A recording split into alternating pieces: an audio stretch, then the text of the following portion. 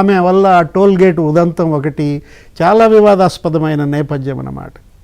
ఇప్పుడు అసలు ఓడిపోయినటువంటి MLA hospital superintendent ప్లేస్లో కూర్చుని ఆమె రివ్యూ చేయటం ఏంటో లేదు, అసలు గెలిచినటువంటి ఎమ్మెల్యే అన్న కొడుకు వచ్చి తిరుపతి కార్పొరేషన్లో కూర్చోవటం రివ్యూ చేయటం ఏంటో, ఫార్మా కంపెనీని ఒక ఎమ్మెల్యే బెదిరిస్తున్నాడని, బార్ల యజమానుల్ని లేకపోతే ఆ గ్రానైట్ యజమానుల్ని ఇలా చేస్తున్నారన్న వార్తలు మీడియాలో వచ్చే పరిస్థితి వచ్చిందంటే ఇది తెలుగుదేశం పార్టీ, ఇవి జనసేన అన్నమాట. ఇప్పుడు ఏంటి, 42 ఏళ్ల చరిత్ర ఉన్నటువంటి తెలుగుదేశం పార్టీ కొన్ని వందల మంది ఎంపీలను పంపించింది, కొన్ని వేల మంది ఎమ్మెల్యేలను తయారు చేశారు చంద్రబాబు.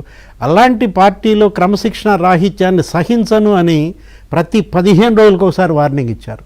మనం చూసాం, గెలిచిన వెంటనే తెలుగుదేశం లెజిస్లేచర్ పార్టీ మీటింగ్, ఆ తర్వాత గవర్నర్ ప్రసంగం రోజు ఆ కూటమి legislature party meeting, TDP workshop, అన్ని సందర్భాల్లో వారం వారం వార్నింగులు ఇస్తున్నా కానీ వీళ్లల్లో కొంతమంది ఈ పోకడలు పోతున్నారంటే ఇసుక వ్యవహారాల్లో జోక్యం చేసుకోవద్దు, భూముల వ్యవహారాల్లో తలదూర్చొద్దు, అనేక సందర్భాల్లో ఆయన వార్నింగులు ఇస్తున్నా కానీ అడపా దడపా ఒక్కొక్క చోట ఇలాంటి వార్తలు వస్తున్నాయంటే క్రమశిక్షణ రాహిత్యాన్ని సహించేది లేదని ఆయన హెచ్చరికలు కనపడుతున్నాయి.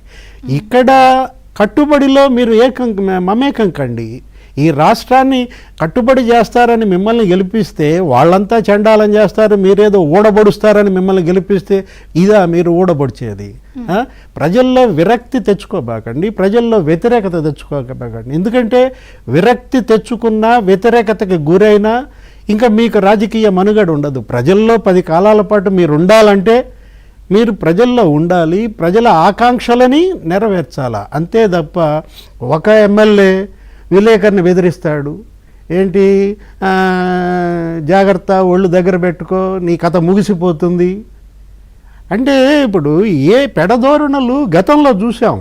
ఇలాంటి పెడధోరణుల ఫలితాలు మీ కళ్ళ ముందుంటే, రక్తమోడుతూ క్షతగాత్రులు 164 మంది మీ కళ్ళ ముందుంటే మీరు అదే పరిస్థితి తెచ్చుకుంటామంటే దురదృష్టం అన్నమాట. జనసేన డిప్యూటీ సీఎం వార్నింగ్ ఇచ్చారు, ఏమని, తప్పు చేస్తే క్షమించే ప్రసక్తే లేదు, నా కుటుంబాన్నే పక్కన పెట్టాను, నా రక్తాన్ని కూడా పక్కన పెట్టాను, నా కుటుంబ సభ్యులను కూడా పక్కన పెడతాను, జనం కోసం ఎవరినైనా పక్కన పెడతానని పవన్ కళ్యాణ్ వార్నింగ్లు ఇచ్చారు. ఒకవైపు పార్టీ అధినేతలు ఈ విధంగా కట్టుబాటు కోసం అంత ప్రాధాన్యత ఇస్తుంటే కట్టు తప్పుతున్నటువంటి వీళ్ళనేమనాలా?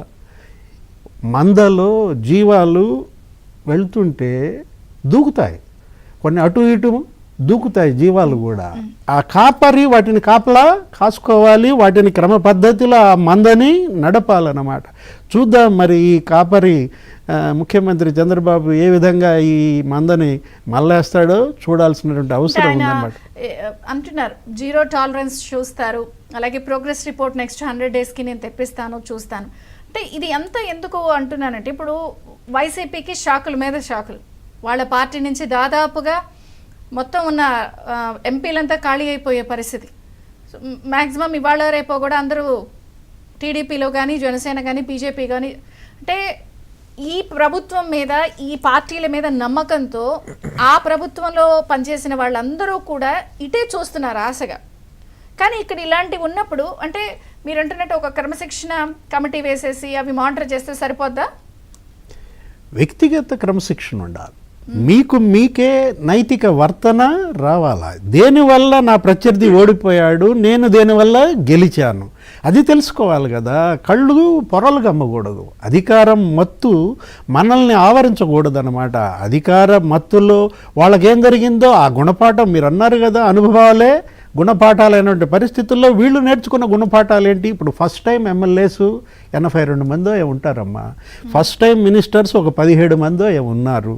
వీళ్ళకి శిక్షణా కార్యక్రమాలు కూడా పెడుతున్నానని అయ్యన పాత్రుడు అన్న నేపథ్యంలో పొలిటికల్ ఎంగేజ్మెంట్ ఏమైనా తగ్గుతోందా? ముఖ్యమంత్రి, స్పీకర్, డిప్యూటీ సీఎం కూడా వీళ్ళకి సరైనటువంటి పని కల్పించడంలో ఏదైనా కొంత తగ్గుతుందా అనేది కూడా ఆలోచించుకోవాల్సిన అవసరం ఉంది. ఒకవైపు ఏమో ప్రత్యర్థి ప్రతిపక్షం 3 హత్యలు జరిగితే 36 హత్యలు జరిగాయని గగ్గోలు పెడుతున్నాడు.